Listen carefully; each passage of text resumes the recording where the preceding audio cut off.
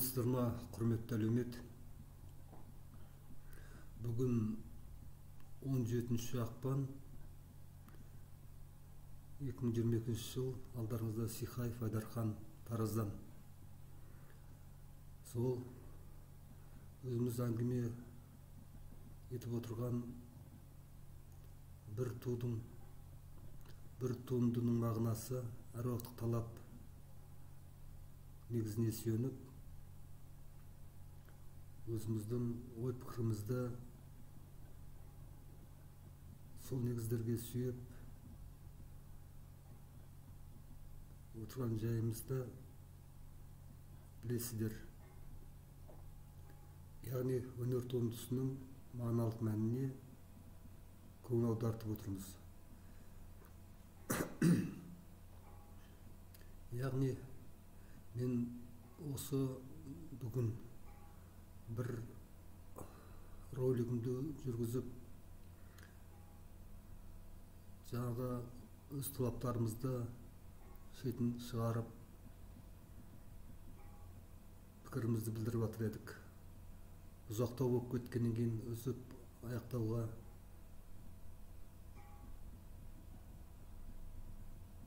дұрыс деп ойладық. Сөйтіп, соның жалғасын сол осы уақыттың ішінде қайтадан үзіндісін беріп отырмыз. Яғни біз айтқан мәселе де тек қана билік өкілдері, қотауандар билеген жүйелердің, жасап отқан адамдардың өз беттерімен кетуін сөз еттік. Тоқаевтан бастап оданғы төмен құрылымдардың, бірағында бір тағы ерекше топтастық, негізгі жемқорлық, бәрінің абыройын нұсқасын бұзып, жексұрын көрсетіп байқалмай отырған бір құрылымдар бар. Мен соларға туралы да айтуды жөн санап отырмын. Олар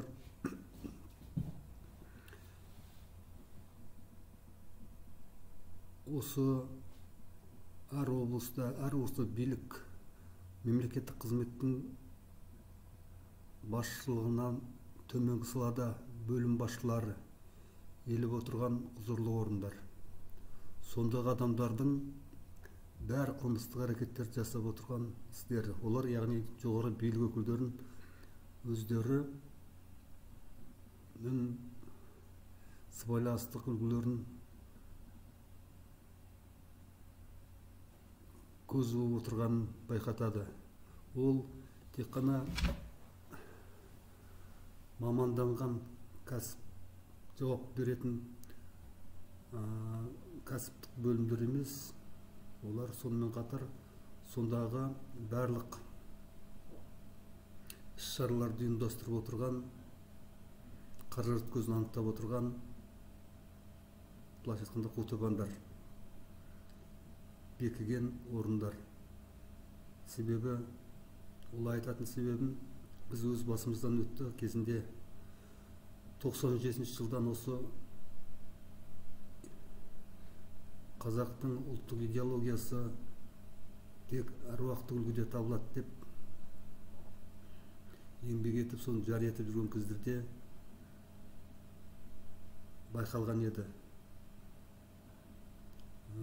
Ол бізді бір әкім, кейін айта жатармыз, қолдап,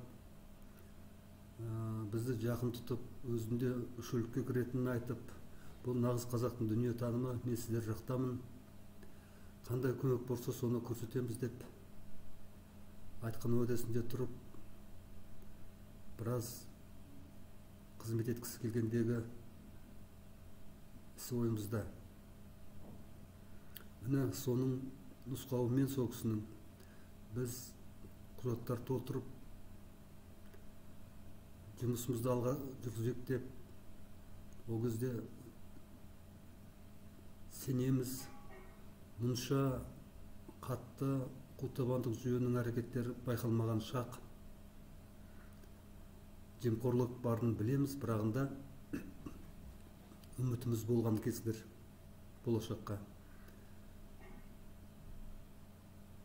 Солда төменгі бөлімдермен жоспарларды бекітіп, құжаттарды анықтайтын сәттерде олар кедергісін тигізді. Сонда айтқан сөздер де мынандай болды. Сіздер неменеге әкімге жүгіре бересіздер? Әкімдім шешпейді, ол бүгін бар, ертең жоқ. Бәрін шешетін біздер. Біздермен жақсы болуларыңыз керек, ауыздарымызды майлауларыңыз керек, сонда ғана болады. Әйтпесе көп мәселелер шыға береді деп сескі сүрткендері анық. Әрине, бұл сол адамдар шынымен де сол орындарда отырып пенсияға шығып, кейбіреулер әлі істеп жүрген жайлары бар. Шер тиіп, іштері шығып, беттері жылтырап, қарқ-қарқ күліп, қотабандықтың нағыз жағымсыз үлгілерін көрсетіп жүрген сол кісілер ең нағыз қауіпті адамдар деп ойлаймыз. Сондықтан тағы да билік кетсе де, Тоқаев кетсе де, өкімет кетсе де, әкім кетсе де, біз орнымызда отыра береміз деп ойлау үрдісі оларда тұрақты, сенімді. Өйткені олар өздерін маманданып қалған кәсіпкер қотабандар, кәсіби қотабандар екенін жақсы біледі, бір-бірінен айырылғысы келмейді. Жұмыстарының қалай ұрлау тәсілдерінің, қалай елді қинау тәсілдерінің бәрі қыр-сырын меңгергендер. Сондықтан оларды да босату керек, оларды аз уақытқа белгілеп, оларды басқа жұмыстарға ауыстырып отырмаса, орындарын басқа жаңа талпыныста жүрген жаңа кадрлармен толтырып ауыстырып отырмаса, нағыз жемқорлықтың ұясы сол жақтан басталып отырған біздер білеміз керек. Яғни оны бұл қызметте, мемлекеттік қызметте, мекемелерде жұмыс істеп жүрген кісілер жақсы біледі. Сол себептен осыдай сәтті біз еске алуымыз керек. Оларда осы кеткен биліктегі қотабандар басшыларымен бірге бәрін жіберу керек. Онда ой туы мүмкін, онда кім жұмыс атқарады деп. Оның жөнін табуға болады. Елімізде ақылды азаматтар көп.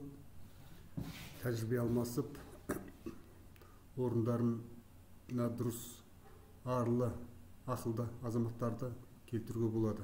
Біранда оларында жаңағы жұмыс істеу мерзімі 4-5 жылдан аспау керек деп ойлаймыз.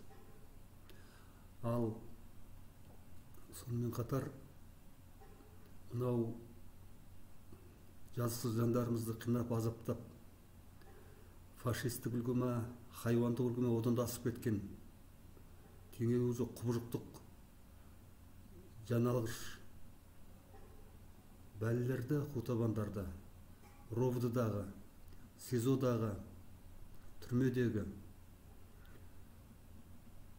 тіпті солардың басшыларын, бөлім басшыларын бәрін тура осындай үлгіде қарап, сақтықпен қарап, бәрін орындарынан босатып, қуып жазалау керек. Түрмеге қамау керек деп ойлаймыз. Себебі олар әрине қарға-қарғадың көзін шықмайды деп бүгінгі жазаланып мүгедек болып жазықсыз зар шегіп жатқан отбасыларындағы оқиғаға олар кінәлі емес, олар жауапты қылмыскерлер. Олар ойлауы мүмкін, біздер кінәлі емеспіз, тергеп табыңыздар, табамайды. Презумпция невиновности деген нәрселеріміз бар. Кінәлі адам тауып тексеру жазалау керек деп заң соғып қалуы мүмкін. Бұл жұмыс істемейтін заң, олар өздеріне ғана заң. Өздері сол заңмен жүріп жатқандар шамалы. Шамалы емес, ешқандай заңды қорғап, заңмен жұмыс істеп отырғандары жоқ. Бәрін өтірік қолдан жасап, сау адамды кінәлі қылып, жазықсыз адамды зардап шектіріп, тек моральдық психологиялық тұрғыда емес, ар-ождандық, физикалық тұрғыда өмірін, денсаулығын бәрін сындырып, тағдырларын жіберіп жатқан жағдайлар бар. Соны аса ескере отырып, сондай жағдайды қатты көрсетіп отырған жаңағы мен айтқандай бөлімшелерге азап шектірген, қинаған, азаптаған бәрін қамау керек. Мен емес дегеніне қарамау керек. Дәлелдің қажеті жоқ. Сол бөлімшеден шықты ма, сол бөлімнен шықты ма, СИЗО ма, ровд ма, кімдер кінәлі? Қарабеттер. Бәрі бірдей сотталуы қажет.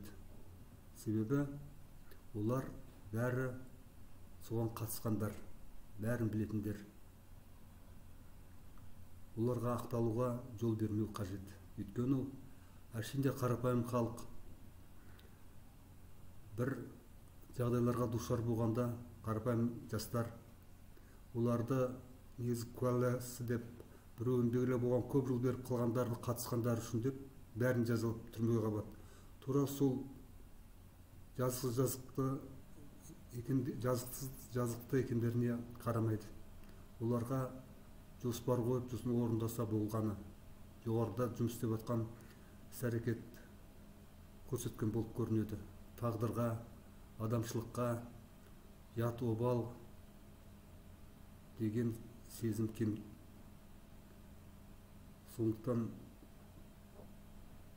тура сондай жазаны оларға қолдану керек. Яғни қай жылдан бастап жылын белгілеп, содан бері жұмыс істеген күшті органдағы адамдардың бәрін жазаға тарту керек. Құтылмау керек. Оларды құтқармау керек. Себебі бүгінгі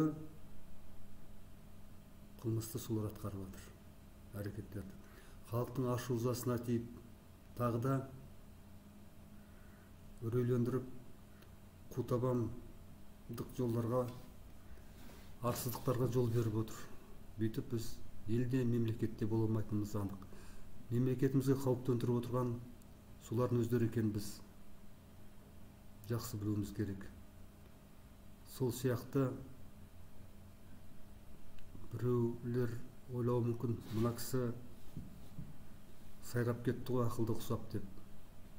Бәрі түсінікті нәрсе. Ұстаз болса неге сөздерін бөліп сөйлейді, жоспарлап, дұрыстап, нақты сөйлемей ме деуі де мүмкін, сынауы да мүмкін. Біранда біріншіден мен адамын деп айтқым келді, ұстазбын. Ұстаз жоқ деп айтады өзі деп, тағы да кінә тағуы мүмкін, өз әріптестерін жамандап отыр деп. Жоқ, мен кемшіліктерді айтып отырмын, айта да берем. Сол ұстаздық еңбекте жүріп осындай жағдайға жетіп, әр уақыт деп амал жоқ, айқасуға тура келді, ата ұранымды көтеріп. Бірағында жолымыз кесілуде. 30 жыл өміріміз қандай шақта күш қайратымыз қайнап тұрған, басымыз істеп тұрған шақта ешқандай нәтижеге көрсетіп жете алмадық. Бұл жеке бастың қамы емес, елдің, халықтық қам дегенді түсіне алмады. Өйткені бәрі қу-табандар өз бастарын ойлайтын, жеке менмен деп қойған адамдар мұндай халық үшін жұмыс істейтін азаматтарды көрсе, өздеріндей ойлап, жолын кесіп, бәсекелес деп санайды, жала жауып, көтіркі әрекеттерін жасайды. Ондайлардың бәрін біз бастан өткөрдік. Яғни ағарту орындарында жүріп ақ, сондай құйтырқылардың бәрін көріп жатырмыз. Мен айтайын дегенім, нағыз құйтырқылық сол жоғарғы оқу орындарында, мектептерде, мектеп басшыларында бар ғой. Ал нағыз құйтырқылық сол ұстазым деп жүрген өтірік, қу-табандық жасап жүрген,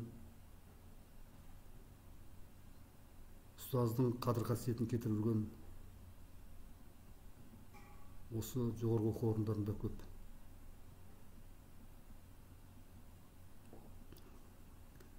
Сондықтан креативті білім беру, андай мұндай білім беру деп ел түсінбейтін,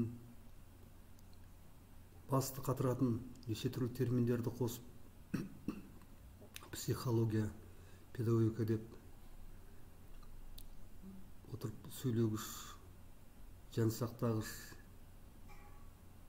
пенде қутабан болып кеткен күнәһар ұстаздар, қанша профессор, қанша академик, қанша атақ даңқтары болса да, сіздердің еңбектердің нәтижесі бүгін көрсетіп отыр. Халықтың қырылуына жол ашты. Өңшең, азаптағы сөздеріңіз сияқты қутабан бәлелерді жоғары шығарып, сіздердің шәкірттеріңіз бүгін елді зарға сатып, жылатып, бізге осындай әңгіме айтқызып отырған. Енді сол әрекеттерді бәрін ескере отырып, сіздерде мойындарыңызға алу керексіздер көп нәрсені. Бәрін түсінікті қылуымыз керек, көрелендірмей. Қарапайым халықты күлгіде арлылық, арсыздық екі ғана бағытты бар. Сол ақтылық бағытты, арлылық бағытты көздесек, қутабандықтан, пенделіктен құтылуымыз қажет. Ол туралы әңгімеміз әлі алда. Сол құрметті әлеумет, біздің айтып отырған мәселеміз жалпы қоғамдық мәселе, елдік мәселе, рухани бірлік мәселесі. Кезінде ұлттық идеология деп іздеп, соны таптық деп, талай азаматтарымыз үмітпен жүріп, ақыры тағдырлары сынып, әртүрлі жағдайларға тап болып,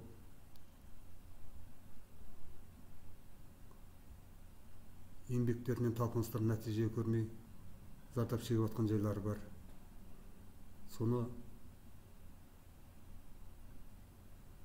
ескере отырып, біздің өз айтатын уәжіміз жетеді. Бірақ осы қутабандық сұм жүйеге байланысты сонымен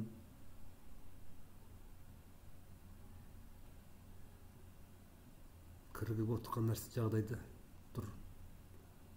Сондықтан ашылайық, болашағымызды ойлайтын болсақ,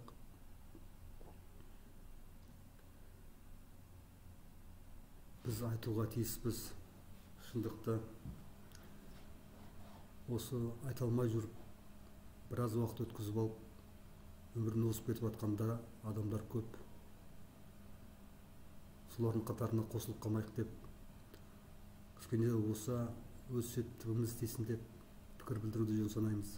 Өйткені біздің қоғамда әділетсіздік көп, арсыздық көп. Бұндай мемлекет болғаннан бордай тозған артық деп ойлаймыз. Оларды билік басына шығарып отырған өзіміздің ел кінәлі. Сауаттылық, дүниетаным мәселесі төмендеп кетті.